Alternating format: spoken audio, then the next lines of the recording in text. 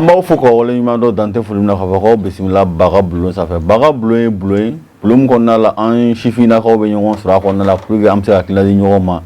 diɲɛlatigɛ n'a taabolo la komi kuma la n kelen tɛ baro la yan nɔ ne n baro kɛ ɲɔgɔn bɛ yan Musafu Jara a bɛ cogo di ko bɛɛ lajɛlen ka yan a b'a kan folikan jumɛn b'i bolo ka ɲɛsin lamɛnnikɛjɛkulu ma même si n'an faamana dɔɔnin ko n'a tagabolo don siga t'o la ka filɛlikɛbaga bɛɛ lajɛlen fo k'u waleɲuman dɔn k'a fɔ ko fama kun kɛra an ka ɲinako kun tɛ k'u bisimila baga bulon kɛnɛ kan sɔɔni sisan an bɛna daminɛ kosɛbɛ ne ba a bɛ cogo di ko ka ɲi folikan jumɛn b'i bolo ka ɲɛsin i filɛlikɛjɛmaw ma n bɛ bɛɛ lajɛlen fo k'u waleɲuman dɔn k'a fɔ fama kun kɛra an ka ɲinɛ tɛ ayi u bɛ kuma bɛɛ Burkina bɛ dɔ yɛrɛ ko k'i ka numéro d'a ma an bɛna jateminɛ ko baga bulon fama d'accord Momo a bɛ cogo di alhamdulillah basi foyi tɛ yen wa folikan di filɛlikɛjɛkulu ma an bɛ ala fo k'a barikada ka sɔli a ka kira kan k'an kanubaga ni an filɛbagaw bɛɛ fo k'u waleɲuman dɔn baga bulon an n'u famara nka nin y'an seginnen tuguni kosɛbɛ ala sɔnna ma an b'a bila n'ala sɔnna ma an tɛna fama inshallah Kansutu Jara ma kan ka foli bɛ bɛɛ lajɛlen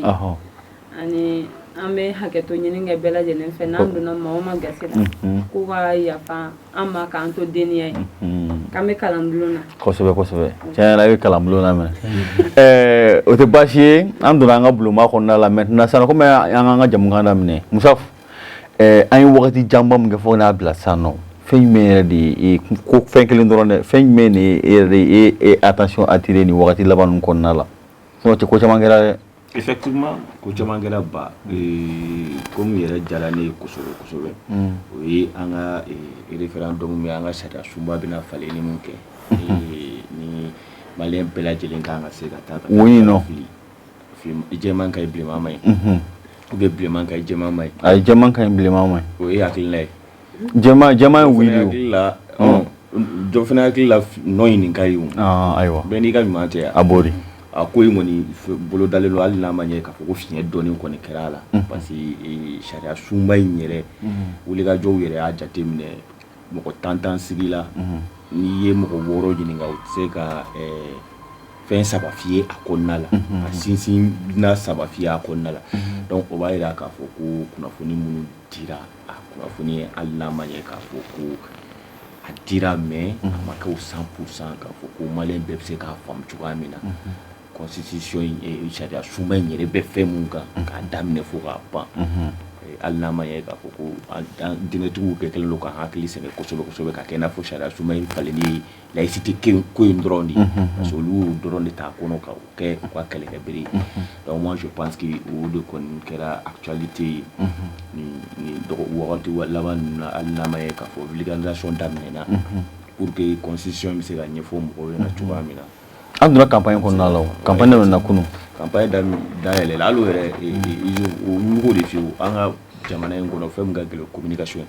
parce que campagne bɛ kɛ ni dunufɔ ni balafɔ di mais ko minnu bɛ taa kɛ campagne yɛrɛ kɔnɔna la a tɛ dɔn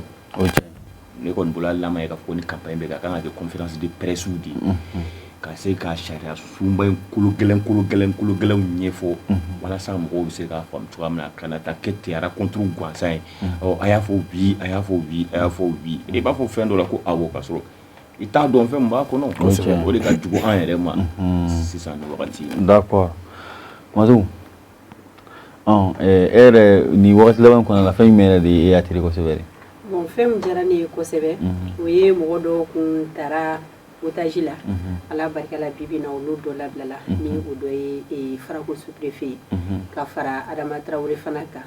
ni ale Masina au conseil de cercle donc hali bi an bɛ ala deli de kɛ mɔgɔ minnu fana ka mɔgɔw bɛ n'olu ma se ka sɔrɔ fɛrɛ ka se ka ɲini olu ka se ka sigi u ka denbaya la. D'accord. Oui. État. Bon, effectivement, fɛn mun ye ne marqué kosɛbɛ o ye maliyɛn ka faso kanu ye. An y'a ye wagati laban ninnu kɔnɔ janfa tɔɔrɔ dekun caman kɛra ka ɲɛsin hali an ka finitigilakaw ma sira camanw tara pour que ka se ka jamana ni yɛrɛ déstabiliser an juguw fan fɛ mais o bɛɛ n'a ta maliyɛn an tora ɲɔgɔn kɔ an ye an tɛgɛ di ɲɔgɔn ma o ye ne marqué kosɛbɛ k'a fara fɛn min ye an ka armée ka monter en puissance a ma dogo mɔgɔ la an bɛ yɔrɔ min na bi fɔlɔ anw de tun bɛ siran nka bi siran kelen don anw ni ɲɛ jusqu'à ce que rapports bɛ ka kɛ ka janfaw kan kan ko an bɛ ka bingani wale ta ka adamadenya sɛgɛrɛ alors que o caman kɛra anw de la yɔrɔ ni a sera o yɔrɔ ninnu na o b'a yira k'a fɔ ko fanga bɛ anw de la bi donc o fɛn damadɔ olu ye ne marqué kosɛbɛ kosɛbɛ an ka actualité la. D'accord. Kansutu. Ok, an ka yɔrɔ min tun bɛ ni an k'a ma ko mura ni mɔgɔ ni don kun tɛ se ka kɛ yen nɔ ni banbanciw ko daga fɛngɛlen bɛ ni an ka finitigilakaw sera ka caman daga ta ka bɔ an dala bibi na n'a mɔgɔw bɛ se ka taa u ka activités la a ka d'u ye cogoya min na voilà o de diyara ne ye trop halisa an b'a fɔ ko ala k'an ka finitigilakaw dɛmɛ ani an ka seko ni dɔnko min tun bɛ ni o ye biennale ye o fɛnɛ relancera bi Dieu merci alhamdulillah donc an b'a fɔ o kɔrɔ ko halisa lafiya bɛ ka na donc ala ka basigi sabati halisa an ka jamana ala ka dugawu bɛɛ lajɛlen minɛ o b'an don an ka jamukan kɔnɔna la an ka jamukan an ka thème tɛ dɔwɛrɛ ye bi ko mɔgɔ cɛ jɔyɔrɔ ye jumɛn ye du kɔnɔ na pour que du bɛ se ka taa ɲɛ Musafu. Bon Isufu y'a fɔ cogoya min na cɛ jɔyɔrɔ ka bon du kɔnɔ kosɛbɛ kosɛbɛ i n'a fɔ laadala ko yɛrɛ la hali k'a sɔrɔ diinɛ ma na an fɛ yen an b'a ye k'a fɔ ko cɛ de ye dutigi ye ni a dun fɔr'i ma k'i ye dutigi ye ko caman b'a la dutigiya bɛ taa a tɛ taa muso mara yɛrɛ kɔ f'i yɛrɛ k'i jogo don muso la ka muso mara ni mara cogo bɛɛ ka se muso kɔrɔ n'a fɔra ka se muso kɔrɔ ka siso jɔ ka di a ma tɔɔrɔ tɛ se k'a sɔrɔ siso min kɔnɔ o ye kelen ka donfini ɲini ka d'a ma o ye fila ye k'a labalo balo cogo ɲuman fɛnɛ la o ye saba ye pour que au moins ni i kɔni sera ka olu fɛn ninnu fara ɲɔgɔn kan muso fan fɛ i b'a ye denw bɛna kɔfɛ ni denw nana kɔfɛ ça va revenir la même chose i k'i ka kow ta i bolo fila la dɔrɔn que tu sois responsable i b'a fɔ tubabuw b'a fɔ cogoya min na ni i muso ni ɲɔgɔn cɛ ka fadenya bo yen parce que i yɛrɛ y'a labu ka so ka na ka tila ka baara kɛ n'i muso hakilina ye ma fɔ i ka baara kɛ n'i muso hakilina bɛɛ ye mais ka jɔyɔrɔba di musow ma pour que au moins a bɛ se ka i dɛmɛ du yɛrɛ tali la ka jɔyɔrɔba di musow ma jɔyɔrɔba yɛrɛ i ka du koɲɛ yɛrɛ la du koɲɛ yɛrɛ tɛ hali ka adamadenya koɲɛ la ni fɛn min bɛ yen i b'a fɔ tubabuw b'a communication ni fɛn min bɛ yen f'i ka muso lasigi i ka se k'a ɲininka a hakilina la ka se k'i bilasira c'est-à-dire a ka se ka harmonie dɔ créer aw ni ɲɔgɔn cɛ ne bolo o de bɛ du sinsin yɛrɛ yɛrɛ c'est-à-dire k'i ni ka muso bɛɛ bila sur le même pied d'égalité aw bɛɛ lajɛlen de hadamadenw ye comme depuis fɛ i kan'o k'a la pour que au moins a bɛ se ka ɲɔgɔn faamu cogoya min na pour que du bɛ se ka taa ɲɛ cogo min na cɛ jɔyɔrɔ ye yɔrɔ jumɛn pour que a ka du bɛ se ka taa ɲɛ cogo di c'est-à-dire cɛ jɔyɔrɔ jumɛn bɛ cɛ la pour que du bɛ se ka taa ɲɛ cogo min na parce que bi bi in na n'i y'a ta k'a jateminɛ du caman bɛ yen bi i bɛ taa sɔrɔ la a du tɛ i yɛrɛ b'a dɔn hali n'i tɛ du yɛrɛ kɔnɔ i b'a dɔn k'a fɔ ko cɛ nin du t'a la yɛrɛ to bon pratiquement Musafu yɛrɛ kuma bɛ ban cɛ jɔyɔrɔ kɔni i ko i b'o fɔ kɔni a tɛ fɔ ka ban yɛrɛ o ye ka se ka lakana ka denbaya ka kɛnɛya ni mɔgɔ min banana k'o furakɛ ka baloli kɛ donc ka se ka sécurité fana k'o assurer denbaya bɛɛ lajɛlen ka sigi ka fɔ ni o ye kuma ɲɔgɔnya ye k'o kɛ ni muso ni ɲɔgɔn cɛ puisque musow tiɲɛ don cɛw bɛ bɔ ka taa dugu kɔnɔ ka denbaya to muso bolo nka ni fɛn fɛn mana kɛ cogo cogo décision laban o bɛ kɛ cɛ de tɛ donc i ka devoir ye min bɛɛ k'i ka kɛta dɔ du kɔnɔ donc ni o kɛra ni cɛ bɛɛ ka devoir di i n'a fɔ Musafu y'a fɔ cogoya min na ka bɛɛ ka devoir to i bolo a ka ca Ala fɛ cɛ i ka du bɛ kɛ i sago ye. D'accord Momo bibi na n'i y'a ta k'a jateminɛ an cɛw filɛ nin ye an bɛ bɔ su an bɛ don su kosɛbɛ n'i y'a ta k'a jateminɛ an ka du kɔɲɔ bɛɛ bɛ an musow de bolo et puis n'i ye problème o problème du kɔnɔna la i bɛ taa sɔrɔ muso de bɛ bɔ kow kalama fɔlɔ yanni cɛ yɛrɛ ka bɔ kow kalama est ce que bibi in na du caman bɛ yen nɔ n'o o problème bɛ yen nɔ est ce que o problème dɔw tɛ dépend muso yɛrɛ la. Ala k'an bɛɛ sababa ma an ka kɛta n'an ka fɔtaw bɛɛ la i ye i da tu kuma min na i bɛ du ta 100 bi i b'a sɔrɔ gɛlɛya min bɛ du kɔnɔ 98 musolakaw de don i y'a fɔ cogo min na muso du kɔnɔ ale de fɔlɔ bɛ bɔ du ko bɛɛ kalama mais n kɔrɔ da tura kuma dɔ la ko cɛ ni muso ka communiquer f'i fana ka muso la da yɛrɛ la de o ye mun ye muso mako bɛ valeur dɔ la muso mako bɛ assurance dɔ la n'i cɛ sera k'o d'a ma i ka diɲɛ ka ɲi la nuit porte conseil dɔ wɛrɛ tɛ kuma diya tɛ o musow de b'an na di su fɛ sabula ala ye muso da ka kekuya dɔ d'a ma ni tubabu b'a fɔ ma ko intelligence ale sigilen bɛ fɛn dɔ ye anw jɔlen tagamalen t'o ye o la muso bɛ se k'an bilasira nka an y'a ye communication tɛ dutigi caman ni musow cɛ o de b'a to du bɛ ci muso b'a kalama a fɛrɛ b'a bolo a fana b'i makun sabula u ka importance dilen t'u ma an ka fɔlɔ mɔgɔkɔrɔbaw n'an nana olu fana la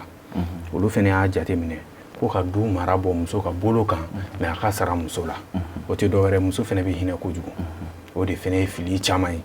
muso bɛ hinɛ i bɛ taga sɔrɔ i n'a fɔ e y'a fɔ cogo min na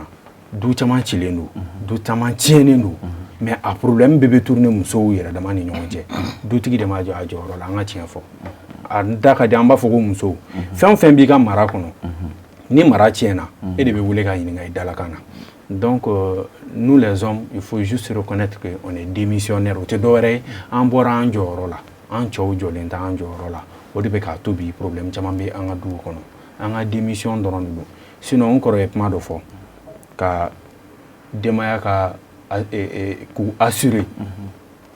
k'u bila sécurité kɔnɔ u balolen don u bɛ furakɛ u ka hakɛ kelen d'u ye n'i ko ko kelen mɔgɔ tɛ se ka fila fɔ mais ni e démissionnera ka bɔ nin bɛɛ la parce que i b'a jateminɛ sisan an ka dutigi caman ye musow de ye an kana tiɲɛ dogo ɲɔgɔn na an ka dutigi caman ye musow de mais n b'a dɔn tagalen ɲɛfɛ n kɔrɔ bɛ n'an bilasira ni n filila kuma kɔnɔna na ni n ko ko dutigi caman ye musow ye i bɛ taga sɔrɔ den ka kalan ba de b'a assurer ni den barala ba de b'a furakɛ wa hali balo kɛmɛ bɛ yen muso de jɔlen don n'a ye cɛ bɛ so kɔnɔ i b'a sɔrɔ a se b'a ye kɛnɛmana de jɔrɔ b'a la ka tɛmɛ so kɔnɔna kan donc n'o kɛra n'i ye fɛn bɛɛ bila musow ka bolo kan o ye problème wɛrɛ yɛrɛ tiɲɛni wɛrɛ bɛ na donc o de fana kelen don k'an ka du caman tiɲɛ bi ani an hakilinaw ni musow hakilinaw tɛ taga ni ɲɔgɔn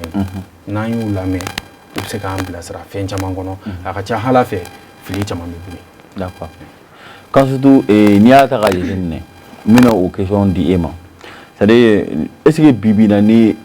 bolo t'i kɔ sɔrɔ ni wari t'i kunna ou c'est à dire ni wari t'i kunna est ce que i ka du contrôle bɛ k'i bolo wa bon i ka du contrôle bɛ se ka k'i bolo comme a tɛ se ka k'i bolo fana d'accord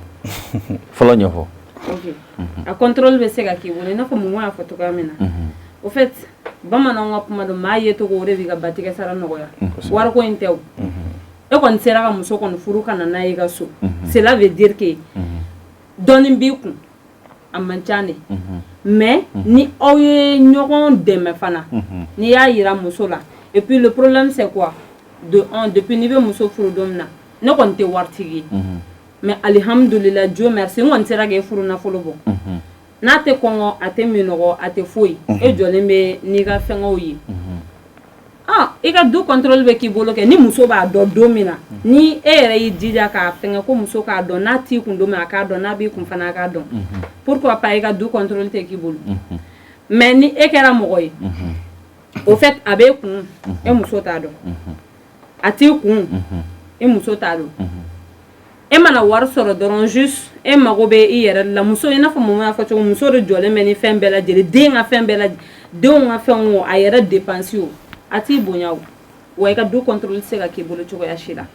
parce que à chaque fois c'est comme si e kɛlen bɛ k'i ka du tigiya yɛrɛ de jɔyɔrɔ bila cɛ ni muso n'aw kumara ni ɲɔgɔn a bɛ ɲɔgɔn faamu mais ni e y'i da de dun même si hali ni wari t'e kun ou soit hali n'i nana ko wari t'e kun de fait que a t'a dɔn n'a b'i kun n'a t'i kun hali n'i y'a fɔ k'a t'i kun a tɛ da i la o donc i ka du contrôle se ka k'i bolo nin contexte ninnu de la quoi juste a bɛ dépend i yɛrɛ de jogo la dɔrɔn ni ɲɛ min ye di kun o sanni de bɛ k'i kun ayiwa Matu i bɔra sisan ka Kansutu ka kumaw lamɛn bibi in na ni cɛ tɛ denw ka musaka di a tɛ musow ka musaka di a tɛ parce que ko fɛn t'a bolo est ce que o b'a bɔ dutigiya la wa en principe a man ka bɔ dutigi la n'a y'a sɔrɔ k'a to a kunna wagati min na n'a kun b'a kɛ ka ɲɛ i n'a fɔ kan sugu bɔra ka fɔ cogo min e kun fɛn min b'e bolo wagati min na e kun t'a kɛ du kɔnɔ mais e kun bɛ sɛbɛya kɛ k'a di mɔgɔ wɛrɛ bɛ suma sɔrɔ e ni minnu ka surun olu t'a sɔrɔ nka gɛlɛya nana e la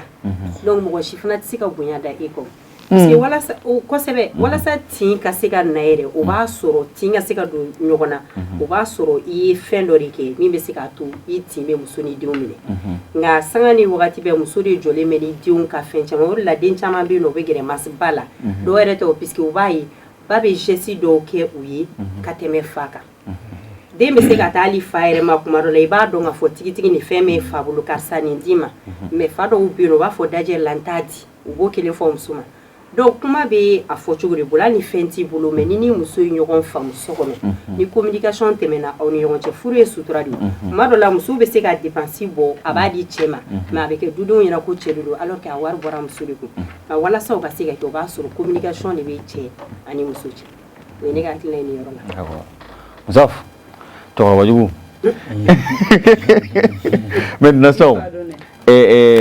ni fɛn t'i cɛ kunna c'est à dire i bɛ taa sɔrɔ cɛ ye muso furu a ye muso furu tɔgɔ la muso yɛrɛ b'a dɔn parce que bi bi in na muso dɔw b'a fɔ ko furukoloni ka fisa ni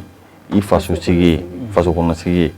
muso dɔw b'a dɔn tigi k'a fɔ ko karisa cɛya la ça va pas mais n bɛ taa ka furu la parce que i t'a sɔrɔ n somɔgɔw kɛlen don k'an tɔɔrɔ maintenant n'i nana ka t'o furu faso la ka tila ka t'o cɛ fana la misali est ce que o fana ye ko kɛta ye wa. Bah, et la question je pense que c'est un peu complexe parce que mais du furu la té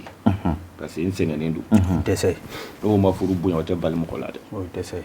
on donna au cani non c'est pas un peu complexe parce que il va kaw chaman ya non c'est juste pour te dire que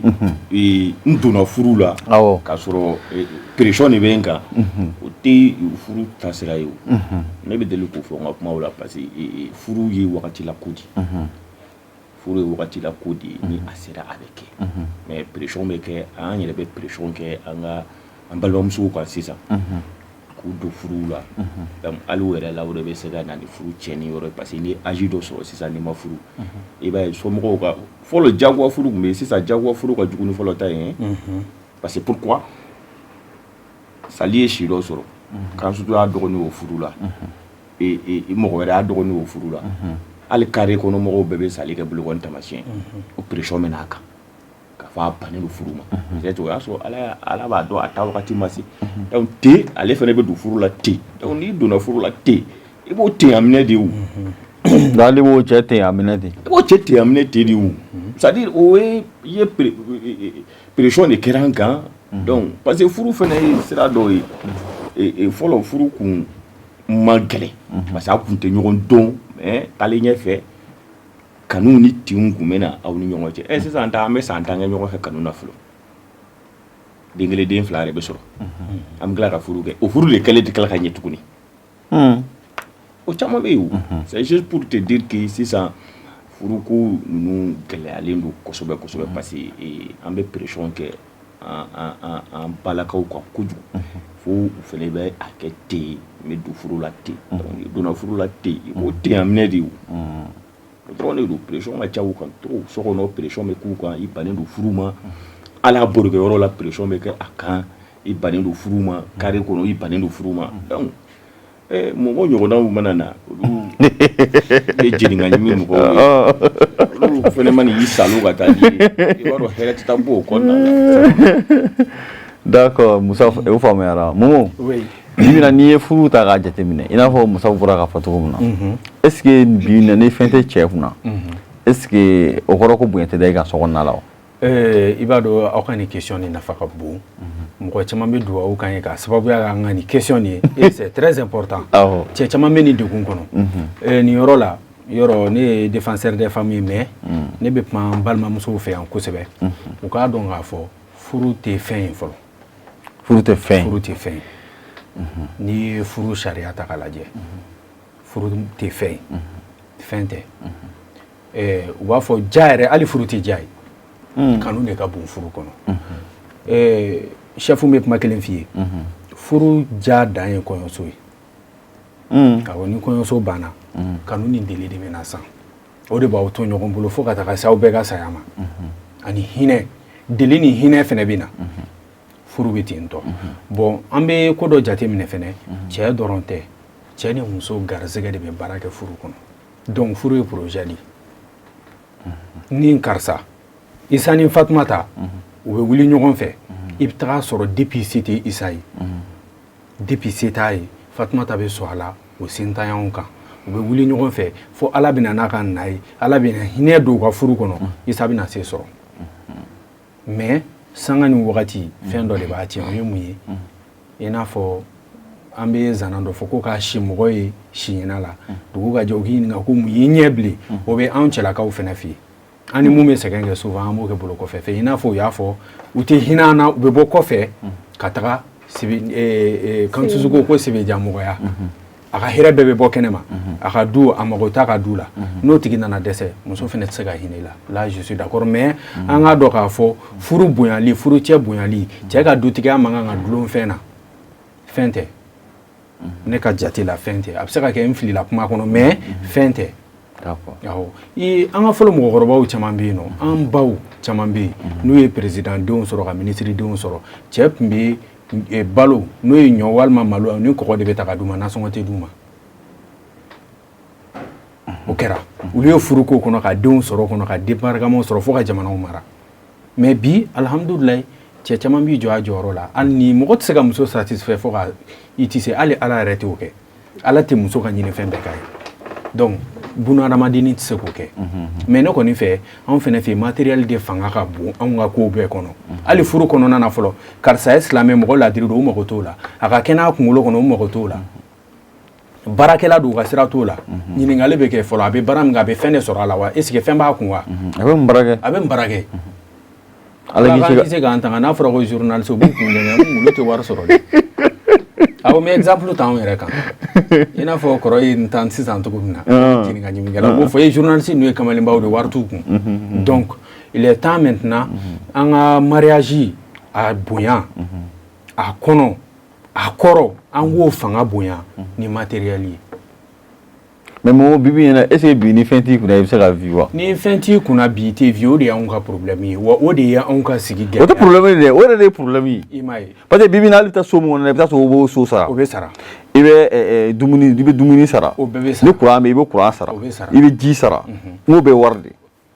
diɲɛ yɛrɛ bɛ munumunu n'o de ye bi mais bolofa de bɛ anw ta kan ni n ko ko bolofa bɛ anw ta kan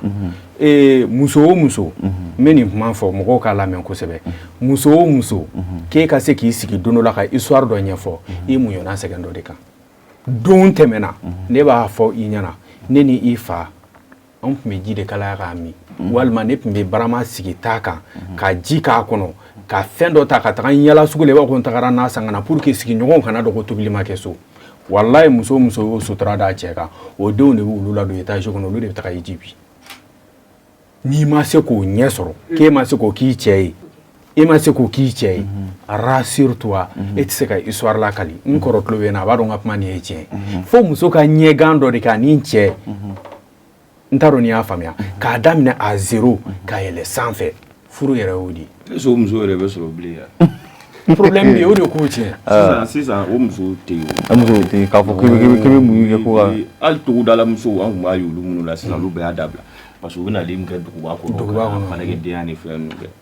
sisan musow bɛɛ ka nasɔngɔ dɔ de bɛ sugu la taa sira la o 1000 de bɛ di ne ma e ta ye 400 ye ne ta ye 200 ye i b'a ye depuis yen muso bɛ commencer k'i clasher daminɛ ka kosɛbɛ i t'i yɛrɛ kɛ mɔgɔ ye karisa ne b'aw ka kuma tigɛ nin yɔrɔ la ne ma sɔn ma maintenant kuma b'i bolo o yɔrɔ la puisque n'i taara du caman kɔnɔ i bɛ taa ka sɔrɔ muso bɛ jago de kɛ ka sokɔnɔ fɛnw dafa cɛ mun jɔlen bɛ n'a ka balo ye du kɔnɔ o bɛ compter tɛgɛ la dɛ a bloku tɛ dɛ cogo di mais minnu bɛ se k'a fɔ ko n t'a kun o bɛ se ka kɛ i bɛ taa sɔrɔ olu caman bɛɛ tɛ mais i bɛ taa sɔrɔ o ye dɔ ka cas ye ni cɛ kɛra fɛn a bɛ tila ka muso janfa Musafu yɛrɛ y'o fɔ a ka kuma na ko cɛ bɛ tila ka o t'a dɔn ou bien mumu ko cɛ bɛ se ka muso janfa donc ni muso dɔw ye o cas ye u b'a fɔ ni cɛ foyi tɛ sɛgɛn kɛ n fana bɛ taga de ka taa dɔ nɔfɛ min ka sɛgɛn banna n bɛ taa o hɛrɛ dɔn awɔ o cas bɛ yen dɛ sinon muso min ka sɛgɛn banna fana kosɛbɛ c'est comme si wari bɛ muso cɛ min kun n'o fantanyara dun bon o bɛ Ala bolo mais a nakun y'o de ye o donc ne fɛn banna a bɛ ne bɛ taa ni fɛn banna ale bɛ taa parce que muso bɛ gɛlɛya kun dɛ effectivement muso bɛ gɛlɛya kun je ne dirais pas que muso tɛ gɛlɛya kun dɛ parce que yɔrɔ bi muso bɛɛ de b'an ka nasɔngɔ dafa o hali a se mun muso sisan n'i y'a sigi plateau in na a b'a fɔ k'ale bɛ nasɔngɔ dafa c'est-à-dire o kɔni o kɛra slogan y'u bolo quoi slogan tɛ o ayi non muso dara ne ka o yɛrɛ mun b'a kɛ mun tuma e muso yɛrɛ la sigi ne ko minnu tɛ baara yɛrɛ la n'u tɛ dɛrɛmɛ sɔrɔ u tɛ dɛrɛmɛ kɛ dɛrɛmɛ olu b'a yala k'a fɔ k'olu bɛ nasɔngɔ dafa alors que olu bɛ nasɔngɔ dafa bɔ min u b'a tigɛ de n kɔrɔ ka mun tigɛ olu bɛ nasɔngɔ tigɛ de e min yɛrɛ di o tɛ bɔli yɛrɛ kɛ o bɛ tigɛ cogo di an tɛ nana bɛn o la parce que a si tɛ boli kɛ a tɛ boli kɛ an kana ɲɔgɔn nɛgɛ sa Musa olu ye fɛn dɔ de ko a y'o don ko Musa i b'a dɔn ne ye ko dɔ jateminɛ i bɛ 200 di muso ma a bɛ taa n'a san ka na n'a ye i bɛ 400 c'est à dire que muso b'a dɔn ko fɛn t'i kun i bɛ to ka 200 d'a ma a bɛ taa n'a san a b'a tobi ka n'a sigi n'a y'a ye e bɛ ka to ka fini kuraw san e bɛ ka to ka wari dɔ d'a yɛrɛ ma n'an la i ci ka 200 di a b'a ko bilaye k'a taa ne ma sɔn chef mi ka kuma latigɛ hali dɔgɔkun nin kɔnɔ an ka telesoba y'a catiri dɔ bɔ ko lagare a ka nasɔngɔ fɔlɔ a cɛ fɛ a furulen dɔrɔmɛ 80 lagare ka catiri o tɛ bi tɛ ay bi tɛ awɔ n b'a dɔn mɛnɛ awɔ bi tɛ mais mɔgɔ bɛ kɔrɔlen de ta ka se ka kalansen bɔ a kɔnɔ ka sini dilan awɔ ne ma ban o ma mais nasɔngɔ fɔlɔ dɔrɔmɛ 80 et puis o 80 tɛ di yɔrɔnin kelen dɛ ani cɛ bɛ taga sugu la de fɔlɔ cɛ bɛ taga wotoro boli i m'a ye a bɛ doni fɔlɔ min ta a b'a ko dɔrɔmɛ 100 tellement que o tigi fɛnɛ o bɛ se tɛrɛmɛ la o b'a tɛrɛmɛ a b'a ko 90 o b'a tɛrɛmɛ ka bila 80 a bɛ na n'o 80 de k'o di lagare ma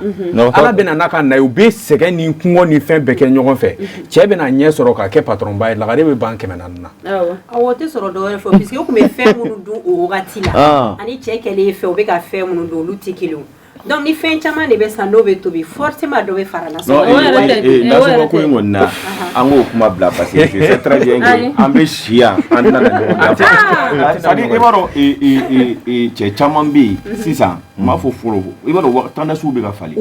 sisan cɛ caman bɛ yen n'a bɛ fɛn sɔrɔ i b'a ye hali lɔgɔ ninnu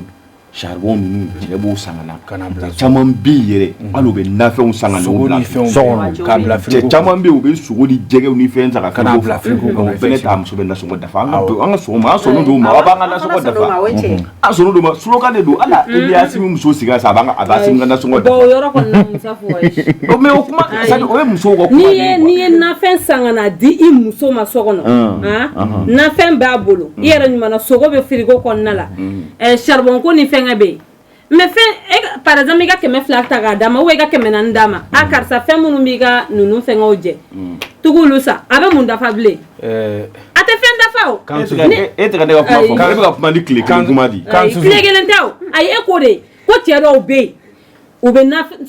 nafɛn san ka na di u musow ma jɛgɛ b'u ka frigo kɔnɔ u bɛ lɔgɔw san u bɛ charbon san u bɛ tulu san ko en même temps ko olu musow b'a fɔ ko u bɛ nasɔngɔ dafa jamais a caman ne bɛ taa ni kasu tu bɛ ka kɛ caman fana min ni duden fana ka ca cɛya tɛ koyi fɛn bɛɛ y'o de ye ne tiɲɛ d'aw ma o ne ka tɛ explication in ma o k'a fɔ ko musow b'an ka nasɔngɔ dafa n'o tiɲɛ di musow ma parce que o ye tiɲɛ ngalonama de ye ayi donc o bɛ d'aw ma o muso tɛ yen o muso tɛ yen depuis lawale fo bi u b'a fɔ k'i ni ye mun ye n'o tɛ fɔ a bɛ nasɔngɔ dafa a b'a dafa de kɛ mais pour a bɛ nasɔngɔ dafa an sɔnna minnu bɛ baara kɛ o olu bɛ nasɔngɔ dafa hali minnu tɛ minnu bɛ jago kɛ o olu bɛ nasɔngɔ dafa minnu tɛ dɔrɔmɛ yɛrɛ sɔrɔ dalen don so kɔnɔ u tɛ dɔrɔmɛ la sɔrɔ u b'a dafa olu bɛ nasɔngɔ dafa c'est bien ala k'a barika da d'accord maintenant sisan nɔ comme aw yɛrɛ sari an bɛɛ bɛnna a kan parce que i b'a dɔn Momo y'a jira k'a fɔ ko furu tɛ fɛn ko ye aw hakilinata ye jumɛn ye o la siga t'o la furu tɛ fɛn ko ye o mais aw dun ka fɛn ko barika ka bon ayi fɛn ko barika tɛ o fɛn ko min don o ye balo de o silamɛya fara kerecɛn diinɛ kan ni furu bɛ kɛ ne lamɛn muso caman bɛ yen bi in na u b'a fɔ filakan na yɛrɛ k'u tɛ furu cɛ fantan ma i y'a dɔn filakan na u b'a fɔ hali n'i taara ni woro ye u b'u mansa ɲininka fɔlɔ jɔn nana ni woro ye a hakili bɛ mɔgɔ na n'o tɛ a b'a fɔ ko k'ale t'a la o ye éducation tɛ dɛ bibi na matériel de don o ye mara o ye mara ta bolo i furu ɲɔgɔn de woloma o tɛ musow kelen bi de hali an cɛw yɛrɛ bi e ma stage bi ni an ka musomaninw faga n b'o de fɔ stage wa bɛɛ bɛ stage la o tɛ musow kelen dɛ cɛw wala cɛw yɛrɛ tɛ muso furu bi ni tɛ muso dɔɔnin bɛ kɛ furu cɛ somɔgɔw b'a fɔ ko muso bɛ mun baara la o bɛ kɛ oui mais awɔ cɛ dɔw bɛ olu b'a fɔ ni muso tɛ baara kɛ ne tɛ muso baara kɛ bali Sali ne ka projet bɛ na yen nɔ ko furu ye projet ye yɔrɔ de don cɛ ni muso bɛ wuli ni ɲɔgɔn ye de fo projet dɔ de ka k'aw bolo o k'a sɔrɔ e bɛ dɔ la ne bɛ dɔ la en fonction de ça an bɛ wuli ni ɲɔgɔn ye a bɛ ka na anw fɛ yen fɔlɔ a tun tɛ yan anw ka furu sariya la fɛn bɛɛ ye cɛ de ye mais bibi non ba diɲɛnatigɛ fɛn bɛɛ nata i bɛ sɔrɔ e bɛ nata ne bɛ nata an bɛɛ bɛ nata mais nataw kɛcogo de tɛ kelen e bɛ ka ni problème min fɔ n'i bɛ furu kɛ i bɛ furu ɲɔgɔn de woloma nka e ni mɔgɔ min ka tagabolo aw ka du tagabolo tɛ kelen ne ko jarabi kɔsɔn k'e bɛ t'o ta mɔgɔ tɛ mɔgɔ furu jarabi dɔrɔn kama i bɛ se ka muso dɔ kanu kɛnɛ ma a bɛ se ka kɛ ɲɔgɔn kanu a kɛtɔ bɛ kuma na a bɛ ɲɔgɔn kanu kɛnɛ ma mais a tɛ se ka don a ka du kɔnɔ donc o ye cɛ de ye o foti bɛ cɛ la o tɛ muso la dɛ parce que déjà e yɛrɛ b'a dɔn k'a fɔ ne ne Karima Sinɛ furu ka taa an ka du kɔnɔ an tɛna ɲɛ a la yɛrɛ donc o ye de ka fɛn jugu dɔn ka tila k'a ta k'a don i ka du kɔnɔ i m'a ye sinon e bɛ ka nata min fɔ nata b'an bɛɛ la nata ye mun ye a ka di musow bɛɛ ye n bɛ furu ka taa cɛ min bara o ka so ka jana ka tɛmɛ faso kan o muso bɛɛ ka ala tanu ye a ka se k'an balo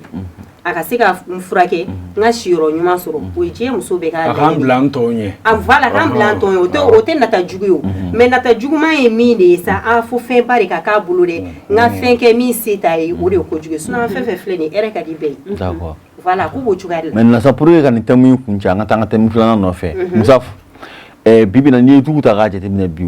problème bɔ fan jumɛn yɛrɛ fɛ kosɛbɛ pour que ka du yɛrɛ déstabiliser yɛrɛ de pour que ka du yɛrɛ bɔ a sen kan problème bɔ côté jumɛn yɛrɛ de fɛ kosɛbɛ ba du stabiliser du feerekeli sisan a bɛ bɔ anw cɛlakaw yɛrɛ fan fɛ ne bɛ sali furu sisan a ka di n ye an ka mariage kɛ o y'a sɔrɔ an ma den sɔrɔ dɛ ne bɛ semaine kelen kɛ ne tɛ bɔ e ye ne terikɛ e bɛ ne wele téléphone na o ma ye bɔli dabila de ya n'i y'o ja muso la hali n'i tɛ ci la bɔ f'i ka don heure dun o diyagoya ye i terikɛw b'i sama k'i labɔ k'i kana to muso kɔrɔ k'a sɔrɔ pourquoi pas i tɛ to i muso kɔrɔ n'i ye muso furu i muso bi n'e bɔra n'i muso bɔra dun a tɛ bɛn c'est-à-dire an ka furu bɛnbaliya sisan ne y'a kɛ mun ye dɔrɔn an yɛrɛ de b'a dili don an cɛlakaw ka caya parce que depuis m'i ka mariage semaine i terikɛw b'i lagosili daminɛ ni e mɔgɔ min ko n ye muso furu maintenant n bɔra baarayɔrɔ la i bɛ so kɔnɔna la i tɛ bɔ bilen je suis chez moi je cause avec ma femme hali sufɛ ni n bɔra heure ni dɔw la n bɛna don ni muso bɛ baro kɛ u b'i lagosi o ye terikɛw ye i ni ba n'i fa bɛ ɲɔgɔn kan olu ta ka jugu ni terikɛw ta ye awɔ olu b'a fɔ k'a fɔ ko musomuru de y'i tɛgɛ tigɛ k'a sɔrɔ muso bese yɛrɛ de kan k'i tɛgɛ n'i ye muso furu anw ka furu tiɲɛni ye an tɛ se ka n'an bɛ dubaw la ala y'an ka duw kɛ dubaw ye an tɛ se ka diyaɲɛ particulier ta k'an b'a di an musow ma pour que k'a bila lɛzi la furu kɔnɔ sinon mansaw yɛrɛ da bɛ don o la fɔlɔ k'i lagosi ou bien i muso yɛrɛ a bɛna kɛ sababu ye i muso yɛrɛ nege bɛ bɔ u la k'a sɔrɔ a m'a min a m'a bɔ parce que pourquoi a n'a cɛ bɛ ka taa ni mun di ɲɔgɔn ma ka pour que u bɛ se ka ɲɔgɔn dɔn o bɛna kɛ degun ye donc an ka furu tiɲɛ yɔrɔ n'i ko an k'a ta k'a lajɛ anw de don anw cɛlakaw de don an b'an pan o yɔrɔ de kunna an cɛlakaw don mun kama n filɛ nin k'o de f'i ye n'i ye muso furu n'i ye une semaine kɛ ka sɔrɔ i ma bɔ n'i ma bɔ i terikɛ bɛɛ b'i bila n'i terikɛw bɛnn'a la i ba b'i haramu i fa b'i haramu n'i balimamuso minnu bɛ yen minnu ma se ka mademoiselle 40 ans minnu bɛ yen n'olu ma se ka furu ɲɛ n'olu sigilen don aw da la olu fana bɛna bilen k'a sigi i muso da la donc an bɛ baga musow ma an ka foyer tiɲɛ yɔrɔ fɔlɔ bi ma dɔwɛrɛ tɛmɛlenw fɔ dɛ mais bi a bɛ daminɛ an cɛlakaw de la depuis furu kalo 2 semaine 2 semaine 3 an b'a essayer k'an ka furu tiɲɛ fo muso bɛ fili a ma k'a sɔrɔ o y'a sɔrɔ sani muso ka don fɛn bɛɛ mais n'o donna i bɛ se k'o tigɛ cogoya jumɛn ko parce que ko n'i y'o nin kɛ i bɛ kɛ musomɔgɔnin ye i bɛ kɛ cɛmɔgɔnin ye c'est comme ça donc an ka furu tiɲɛ yɔrɔ ye an cɛlakaw yɛrɛ de n'an ka famille ni an teriw ye d'accord ne ba e bibi non muso ko yi muso ko kuma ko me e bi se ka mun sɔrɔ ka fɔ la ay min fɔ a y'a bɛɛ fɔ pratiquement furu ɲɔgɔnya la cɛ do a bɛ cɛ la nka muso fana bɛ a la parce que kuma la i bɛ taa sɔrɔ cɛ dɔw bɛ olu sabalilen do mais ala tɛ olu fana bɛn ni muso ɲuman ye o kɔw fana bɛ yen nɔ donc f'an k'a bila hakili la walasa furu kɔni a ka sinsin fadenya kuma ɲɔgɔnbaliya ani ɲɔgɔn cɛ k'o dabila ka bɔ a la n'an sera k'olu dabila a ka ca ala fɛ faamuyali o bɛ sinsin cɛ ni muso ni ɲɔgɔn cɛ parce que diɲɛnatigɛ fɛn bɛɛ base o ye communication ye donc an kana kɛ fadenya parce que an ka furu ninnu caman arankiniw bɛ garder an ni ɲɔgɔn cɛ donc f'a bɛ ta kɛ tiɲɛni ye fo ka don denw fana na den dɔ bɛ ba ka côté la dɔ bɛ fa ka côté la awɔ fa ni ba cɛla mana juguya ka se degré dɔ ma denw fana bɛ séparer ayiwa fana bɛ yen na mo bibi non ame ka pan ko essentiel baro kuna est ce que bi muso futu deni nge ka cɛ wa téléphone ta ka fu est ce que fa nani gɛlɛya dɔ ye furu kɔnɔna la cɛ ba gɛlɛya o facteur ninnu cɛ b'a fɛ a bɛ ka ɲɛfɔ o ko kunna cɛ gɛlɛya belebele don nka n tun bɛ fɛ ka ninnu ka kuma dafa kɔrɔ ni fɛn ka kuma yanni n ka don i ka question na ne bɛ fɛ balimacɛw anw cɛw an k'a dɔn ko muso ye fleur de ye a cɛ ka ɲi elle est douce et tout mais n'i y'a dusu kasi et puis ni mbala n'a y'i sɔgɔ muso ka momo i tɛ kɛ foyi ye o ye muso ka yɔrɔ ye c'est à dire muso to a damada la dɔrɔn i bɛ lafiya jinɛ arijinɛ don diɲɛ arijinɛ muso don n'i y'a to a danbe kɔnɔ k'a to a damada la n'i y'a bonya n'i y'a ka hakɛ k'a ye tu seras l'homme le plus heureux du monde hali ni fɛn t'i kun mais ni muso fana ka b'i surugu cɛ b'a fɛ ni i ye tigɛ ɲɔgɔnna don i ni muso cɛ ka muso bɔ a danbe kɔnɔ n'a y'i gun hali mɛlɛkɛ Dirisa b'a tɛ se k'i lajɔ mun ye téléphone ko yɔrɔ ye téléphone ko yɔrɔ tiɲɛ yɛrɛ la i ka question nafa ka bon o fana ye ladilikan ye k'a lase an balimamuso n'an balimakɛw ma cɛ dɔw fana b'a kɛ an kana kɛ musow dɔrɔn ye dɛ muso ka téléphone ta k'a f'u ye muso bɛ ne bolo ne muso ka téléphone depuis mariage tɛ fo bi a ma deli k'an intéressé n t'a ɲini ala fɛ a ka intéressé n t'a bila n hakili yɛrɛ la ko n bɛ muso ka téléphone ta k'a furu kuma tɛ ka don a kɔnɔ n ka sira tɛ yɛrɛ a tɛ intéressé yɛrɛ muso a ye cɛw ka téléphone to yen jaba de don n'i y'a dayɛlɛ i ɲɛji bɛ bɔ ka sɔrɔ n'i y'a susu ɲɛji bɛ bɔ ten donc a ye cɛw ka téléphone to yen a t'aw ka sira ye on dit portable c'est personnel ouais tout ce qui est personnel là o ye vie privée de y'aw to yen o tɛ foyi k'aw la et puis aw bɛ ɲinɛ fɛn kelen kɔ u b'a fɔ ko titulaire a donna ta cɛ muso min bɛ so yen ale de ye ŋana yɛrɛ an bɛ taga diɲɛ korokara ka na an sen fila ko ka c'est à dire soso faga ale de ni dɛndɛn cɛ wagati bɛɛ donc ale de ko laban ye muso a y'o valeur d'aw yɛrɛ ma aw kana cɛ ka téléphone furu ye aw ka sira tɛ n'i b'a kɛ furu tɛ hali kanu na ni i n'a cɛ sugu tɛ bɛn wa cɛ o cɛ fana bɛ yen nɔ k'e bɛ téléphone furu ye ni ala ma fɛɛrɛ kɛ i bɛ sa ka sɔrɔ i sa wagati ma se non kɛrɛdi min b'i minɛ voilà o y'i ka question o jaabi ouais muso bɛ k'i nun foro yɔrɔ dɛ Kasutu maintenant sisan ka pour que ka nin fɛn in kun cɛ téléphone ko e bɛ se ka dakuruɲɛ damadɔ jumɛn fɔ la ka pour que et puis problème bɛ bɔ du fa jumɛn fɛ pour que ka fa ye yɛrɛ yuguyugu dɔɔnin parce que bibi in na a fɔra ko cɛ ko cɛ ka kan ka jɔyɔrɔ jumɛn ta pour que a ka fɛn ta ɲɛ mais an ye kuma caman fɔ facteur caman b'a la maintenant téléphone ko fana b'a la maintenant e hakili ta ye jumɛn ye kuma kuncɛ kuma la ni thème in na ok bon pratiquement est ce que momo m'a bɛɛ fɔ nka momo min fɔ c'est juste ça an ka ɲɔgɔn ka téléphone ye k'a to yen quoi et puis i n'a fɔ a ye min fɔ ne bɛ min fɔ fana cɛlakaw ani musolakaw ye kana n'a fɔ ko i n'a fɔ i muso i n'a fɔ cɛlakaw ka côté kana n'a fɔ ko i b'i muso ka kɛta bɛɛ lajɛlen jateminɛ i n'a fɔ a ka téléphone fanfɛla la par exemple ni téléphone sonnena e nana sɔrɔ a bɛ téléphone ci la jɔn ye e wele ne ko e ni jɔn de bɛ kuma la i yɛrɛ ka téléphone i ka connexion bɛ ka caya sisan dɛ i yɛrɛ y'o ye i b'i ka téléphone kan nin ye mun ye a man ɲi a bɛ na ni fɔ ɲɔgɔn kɔ aw ni ɲɔgɔn cɛ quoi kana na i cɛ ka téléphone a ta de don même si ni se b'i ye n'i cɛ ka téléphone sonnena i kɛrɛfɛ ou bien ni muso ka téléphone sonnena i kɛrɛfɛ n'i tɛ se k'a ta ka d'a ma a dabiri i k'a fɛ ko karisa i ka téléphone bɛ ka sonner i ka sira tɛ o ne y'a ta sisan k'a wele par exemple i ka taa bɛn ni i cɛ sunkurun dɔ ye walima i ka taa bɛn ni cɛ dɔ ye sisan o bɛ ka i muso kamalen o ye muso kamalen a kana kɛ muso yɛrɛ kama ou a kana kɛ cɛ sunkuru yɛrɛ i bɛ taa sɔrɔ musafu dɔw bɛ yen nɔ u b'a ɲini ka jouer cɛ la ka sɔrɔ cɛ t'u fɛ o bɛ kɛ mais cɛ y'a ka numéro d'u ma ayi dɔ bɛ se ka fini o tɛ yɛrɛ mɔgɔ bɛ mɔgɔ ka numéro hali mɔgɔ bɛ mɔgɔ wele kuma dɔw la téléphone na ka sɔrɔ i bɛ taa sɔrɔ i ka numéro t'a bolo mais a tigi filila numéro de la i m'a faamuya donc n'u y'i voix mɛn i b'a fɔ karisa i filila i bɛ dɔw ka téléphone tigɛ u bɛ tila ka insister k'i wele tugun ko karisa jari ye de ayi u bɛ Ayisa u b'a fɔ ko n'u ko karisa dɔ u b'a fɔ ayi karisa tɛ ne filila ka insister k'i wele o jari ye de o an ka sɔn ma téléphone tɛ anw ka fɛn dilannen ye koyi ayi ne sɔnn'o ma tubabu de y'a dilan i m'a fɔ ayi par exemple numéro ka n'i sɔrɔ yɛrɛ i bɛ se k'o kɛ o o bɛɛ bɛ yen e tɛ ka ne ka par exemple n'a insistera par exemple e ye ne wele yala sali le don wa ne ko e ma n ko sali tɛ ne ye téléphone tigɛ depuis que e voit muso kama a b'a kɛ ka insister ne y'a tigɛ a tɛ ci la ne sisan filanan na tuguni e seginna ka ne wele o k'a sɔrɔ mɔgɔw bɛ ka don ne ka ban sisan par exemple ka appel ta i m'a faamuya ou ne ka numéro yɛrɛ effacé o yɔrɔnin bɛɛ sisan e ka segin ka na ne ka ban ka appel ta mɔmɔ b'a fɔ ko n'i y'a ye ne banna ka appel ta i bɛ taa sɔrɔ fɛn dɔ de bɛ yen i ka maakɔrɔ dɔ i m'a faamuya bon ni o tɛ bɔ i la ayi a tɛ bɔ ne na o non o bɛ bɔ i la o c'est à dire téléphone ko la ne yɛrɛ bolo c'est-à-dire o ye petit moyen dɔrɔn téléphone nana don fɛn fitinin dɔrɔn téléphone nana mais téléphone Musa téléphone na mais téléphone ba cɛni mun ye parce que non parce que i b'a dɔn i b'a dɔn muso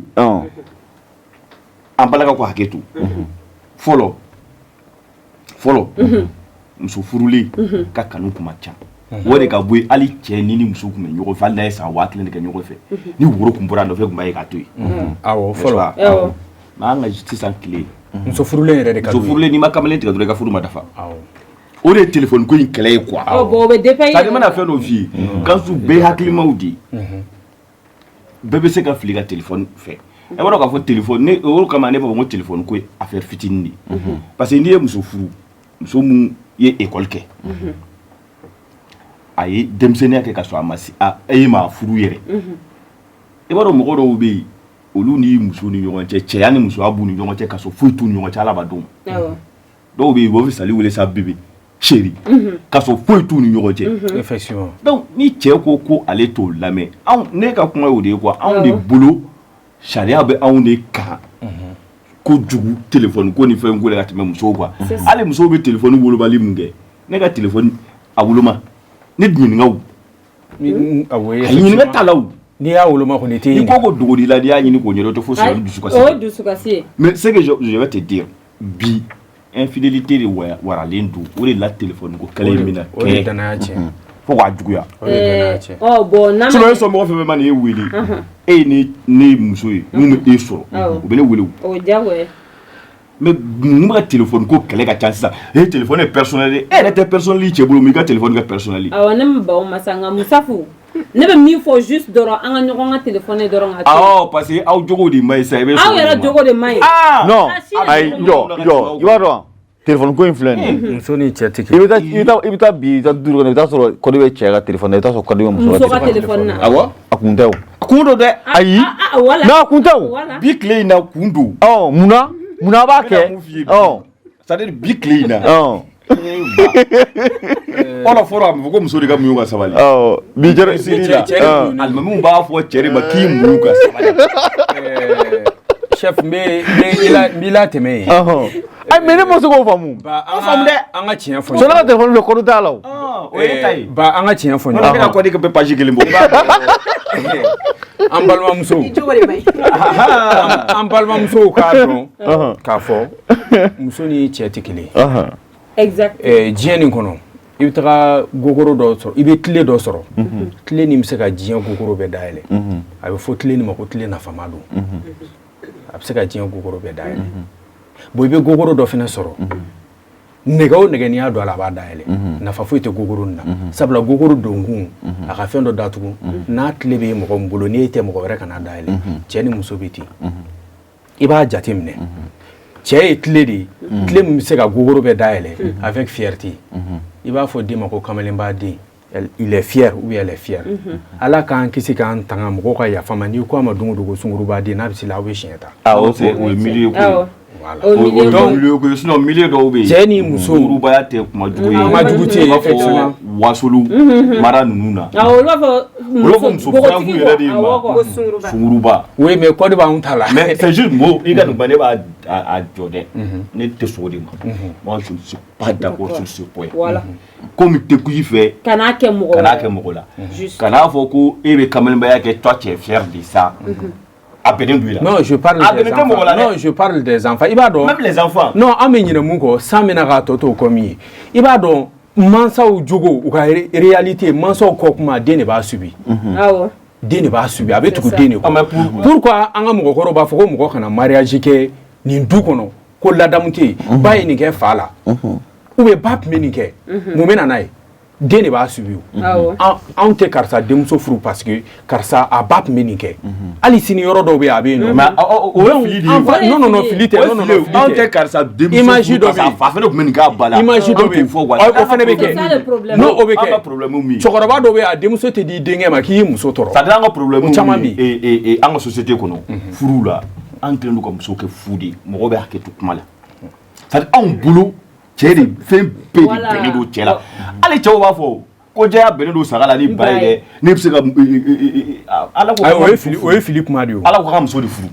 fo 4 ala ma ko n ka muso furu ka sunguru tigɛ dɛ sunguru tigɛ ma fɔ mɔgɔ ye sunguru tigɛ kɔni o ma fɔ mɔgɔ si mais an b'a kɛ k'a jira musow la k'a da an te sanfɛ k'a jira musow la ka tila k'a fɔ ko a bɛnnen don aw la ni o ye pourquoi an b'a dɔn k'a fɔ k'aw bɛ baga bulon sanfɛ an bɛna don an ka thème filanan n'o ye bibi in na n'i y'a ta ka jateminɛ muso caman furu nafa jumɛn de b'a la ne ba a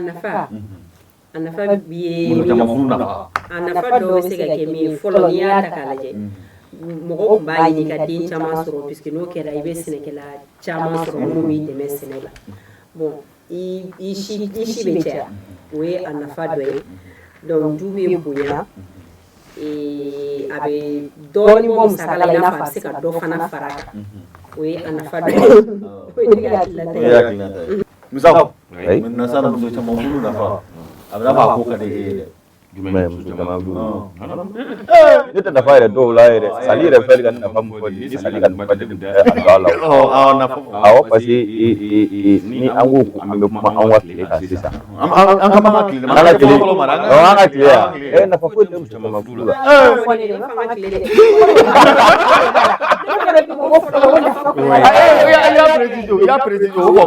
sisan an ka tile in na yan muso kelen furu yɛrɛ nafa bi ka na baw jango muso 4 mɔgɔ bɔra ka kuma dɔ fɔ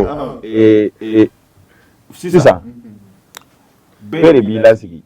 n'i muso furu denkɛ i ka sabali dɛ ali cɛ de bɛ muɲu ka sabali sisan pour que furu bɛ se ka taa nɛgɛ awɔ k'a nɛgɛ a nɛgɛ dɛ o don dɔ dɛ i b'a nɛgɛ nin dɛ wajibi parce que donc ne yɛrɛ bolo a kelen furu yɛrɛ nafa bi ni kana baw jango 2 3 4 mais an ka musokɔrɔbaw de ka ca ni cɛkɔrɔbaw ye an bɛɛ bɛ sa k'a ban ka to musokɔrɔbaw ye i bɛ du ta 100 o 100 i b'a sɔrɔ dutigi cɛkɔrɔba bɛ du min kɔnɔ a man ca dɛ a bɛɛ dutigi musokɔrɔbaw fo yɛrɛ b'o fɔ hali aw fitinin b'o fɔ wala n'i sara ka bɔ denninw kɔrɔ i t'a dɔn muso tɛ ko n'ale sara ka taa ka denninw dun bɛɛ de ko ni cɛ sara u b'o ɲɛsigi i saya fɛɛrɛ bɛ ka tigɛ ka sɔrɔ i ma sa fɔlɔ o ye kelen b'i to la ko 2 ni 3 ni 4 ne tɛ nafa dɔn a la ko ne tɛ nafa dɔn a la i ko cogo di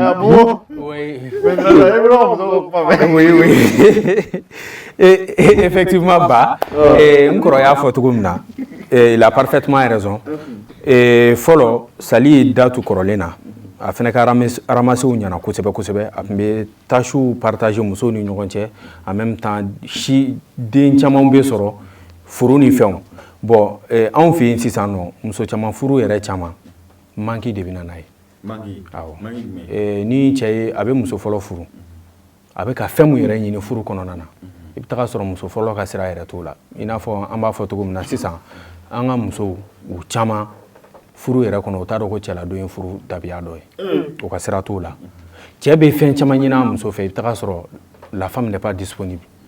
donc qu'est-ce qui se passe a bɛ ani dɔ bɛ taga ɲɔgɔn ye kɛnɛ ma a mago bɛ fɛn min yɛrɛ la a b'o sɔrɔ o la a b'a fɔ k'a b'o ladon bon ni ala ma fara e kan yɛrɛ fɛnɛ e ka ladonni tɛ ban sabula n'o nana o fɛnɛ bɛ fali n'o falenna tuguni i bɛ togo ye dɔ wɛrɛ la tuguni i b'o ta ka na o tɛ saba ye naani a bɛ t'o la f'i bɛ jɔndenni kan yɔrɔ yan a caman bɛ ten c'est pour que a bɛ fɔ ko nafa t'a la parce que pour que a nafa ka ye fo musow ka tagabolo dɔw de falen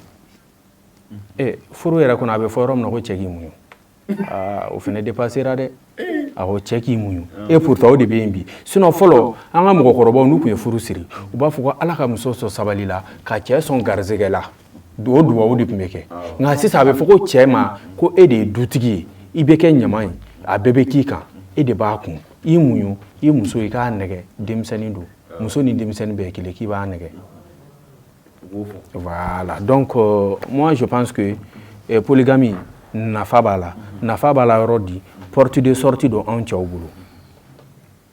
n'i ye furu ka na i ko k'i tɛ n ta kɛ i ɲɔgɔnna wɛrɛ bɛ na dɛ o y'a nafa ye anw cɛw bolo a tɛ muso arranger dɛ o y'anw cɛw ta ye n'i furu ka na sali mago tɛ ne la ni a bɔra a ka baarayɔrɔ la ka n'i sigi ne ka hakɛ ye fɛn min a ka sira t'o fɛ bɔnni yɛrɛ b'i occupé ne la ka tɛmɛ sali yɛrɛ kan kan susu bɛ kɛrɛfɛ ni ne tagara u bɛ ne kunkolo mɔmɔ fo ka teliw bɔ a la n bɛ kan susu ladon kɛ o kɛnɛma de kɛ o ye kɛnɛmala de o i m'a ye kuma nin bɛɛ bɛ munumunu yen yɔrɔnin de la n bɛ kan susu ladon bon ala ka fara an kan n'o o fɛnɛ donna o fɛnɛ bɛ ban ka kunkolo minnu minɛ sabanan bɛ na bon ne fɛ ne kɔni ka jate la dɛ ne ka jate la fɛn bɛɛ kan ka to muso la fo cɛ la dun ayi ma ne faamu sa sali t'e fɛ n'o bɔra ka baarayɔrɔ la o bɛ novelas kan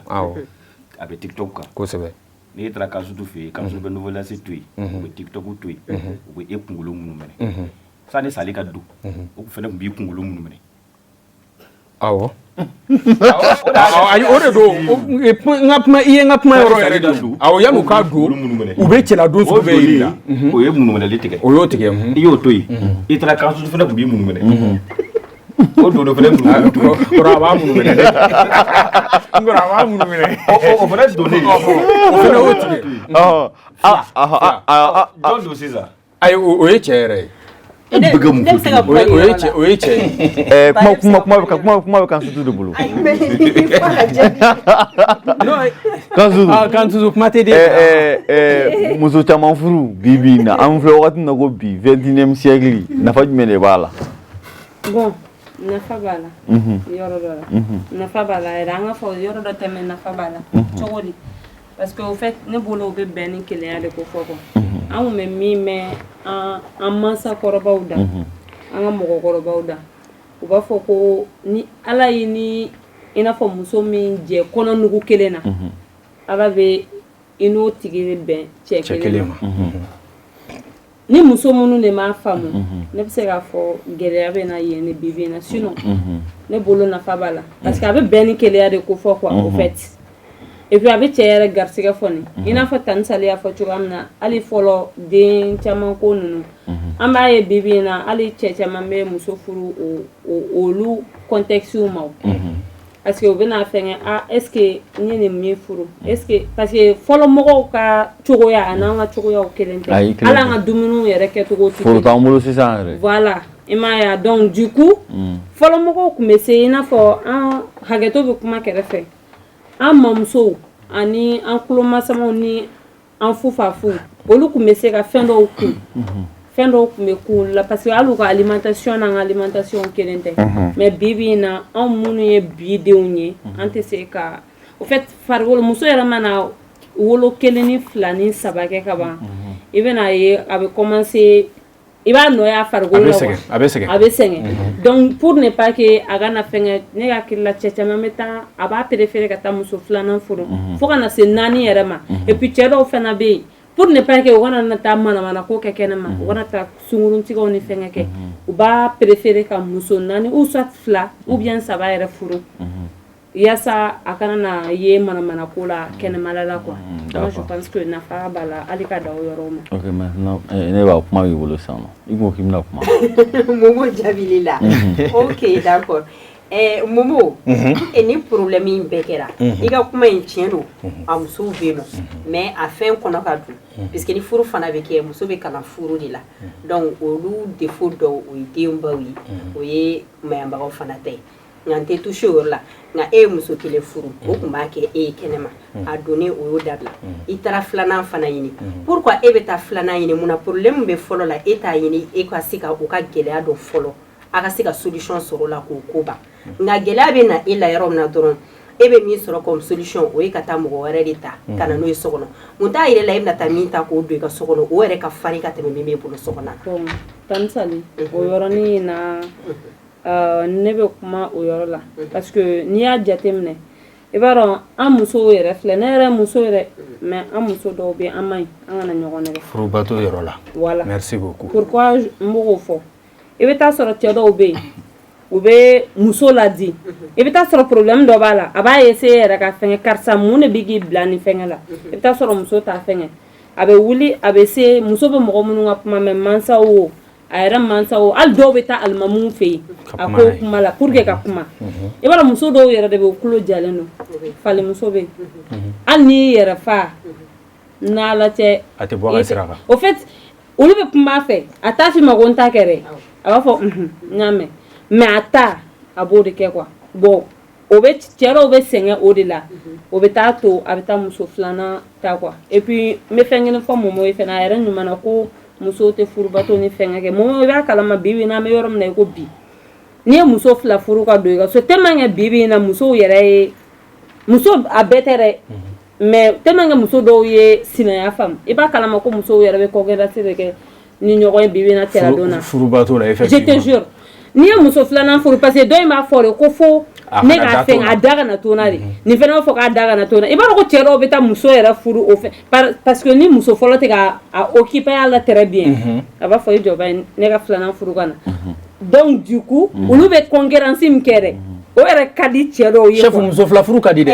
muso dun ko k'a man di dɛ muso ko nafa foyi t'a la parce que non ayi i jɔ fɔlɔ kan suti n ka kuma jaabi kan suti ye min fɔ siga foyi tɛ kuma la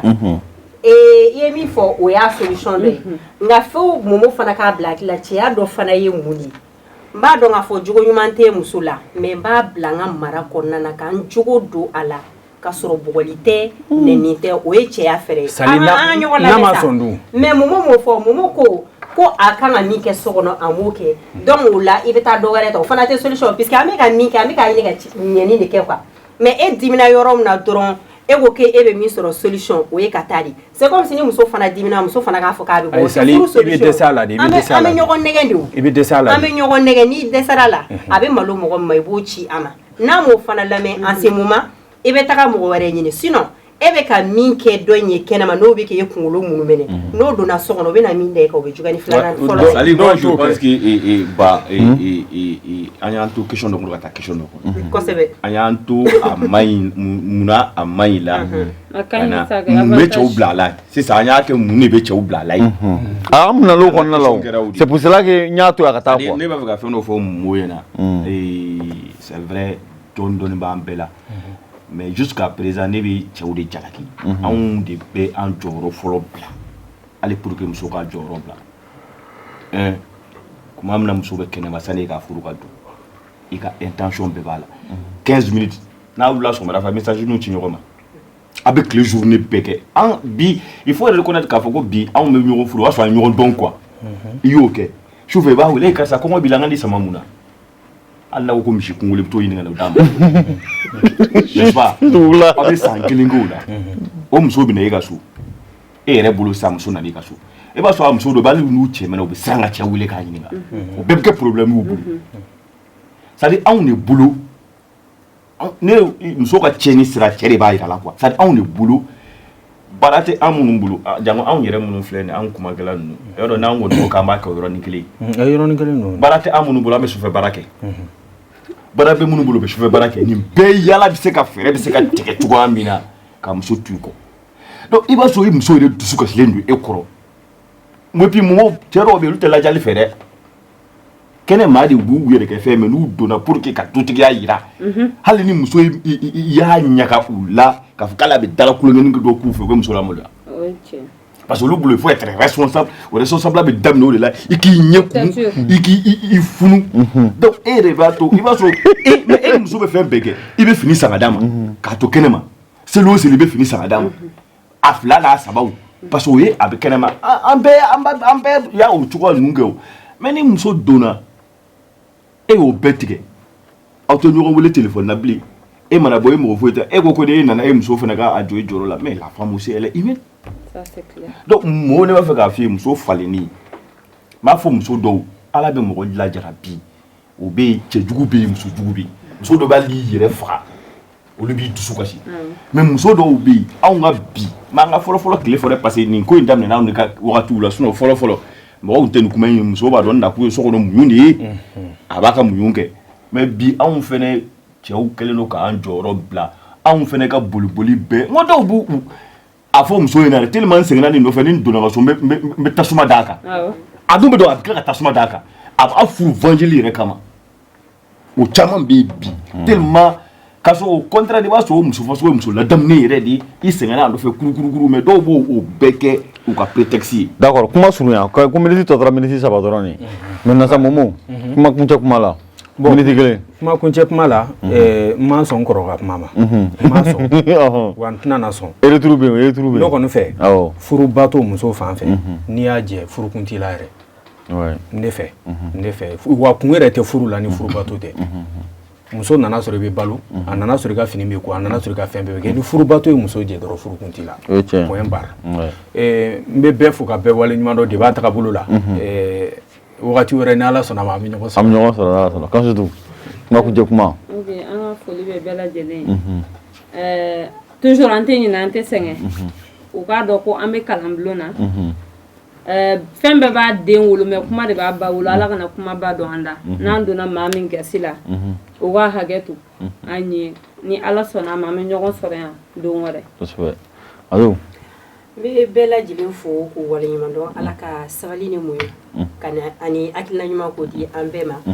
ani n'an donna mɔgɔ min gasi la o ka yafa ma ka kuma laban ni mumu ye a k'a bila hakili la fana ko cɛ bɛɛ a tɛ se ka muso fila ta o ne ka kuma ye. D'accord Musafu kuma kuncɛ kuma ka bɛɛ fo ka bɛɛ wale ɲuman dɔn tila ka fɔ n dɔgɔ ye tuguni ni a bɔra yanni an ka jɛmukan wɛrɛ cɛ n bɛ défini dɔ lancer ka taa hali karamɔgɔw ɲininka parce que j'ai eu l'occasion de le faire ka karamɔgɔw wele k'u sigi plateau sanfɛ k'u ɲininka cɛ ka hakɛ ye mun ye furuko la parce que o tɛ fɔ anw ye an ka karamɔgɔw t'a fɔ n ye karamɔgɔ 3 4 hali o bɛɛ la u bɛna a daminɛ muso de la ka sɔrɔ ne mago t'o la ne ko cɛ an b'a dɔn muso kɔni kan ka muɲu an ma cɛ man ka tɛ ka muɲu wa furu bato a ka kan cɛ la cogoya min na a ka kan muso la ten a bɛ yaranse o kan furu bato n'i y'a mɛn barika bɛ don den na den bɛ barika sɔrɔ fa ni ba fila bɛɛ la cɛ kan ka muso bato muso kan ka cɛ bato ça c'est c'est-à-dire o kɛlen mais anw fɛ yen a dogolen don a la hali an ka diinɛmɔgɔw t'a fɔ i bɛ diinɛmɔgɔ 100 ta bɛɛ de bɛ muso de kan ka nin kɛ furu la muso de kan ka nin kɛ mais cɛ yɛrɛ ta ye mun ye n b'o fɔ a ɲɛna a bɛ yaranse o kan donc ka bɛɛ fo ka bɛɛ wale ɲuman dɔn et puis kuma ka gɛlɛn kosɛbɛ kosɛbɛ i n'a fɔ Kansudu b'a fɔ cogoya min na a bɛ se ka kɛ an kuma ka ɲi a diyara dɔw ye a bɛ se ka kɛ a ma diya dɔw ye ala kana an diya bɛɛ yɛrɛ ye ala kana an nege bɔ bɛɛ fɛ mɔgɔ si viselen tɛ donc ni ala sɔnna a ma an bɛ ɲɔgɔn sɔrɔ wagati wɛrɛ n'ala sɔnna a ma hakɛto bɛ kuma ninnu sallallahu alaihi an b'a dɔn ko nin bɛ dansigi an ka bi jamukan na bi mɔgɔ min tɛgɛ tun b'an ka caméra la o ye Mama Konta bébé chéri là ale ye montage kɛ Kayatu Kone ale tun bɛ lakɔlɔsili ni jateminɛw la donc an b'aw fo ka waleɲuman k'a fɔ k'aw k'an bɛn diɲɛ waati wɛrɛ n'ala sɔnna a ma.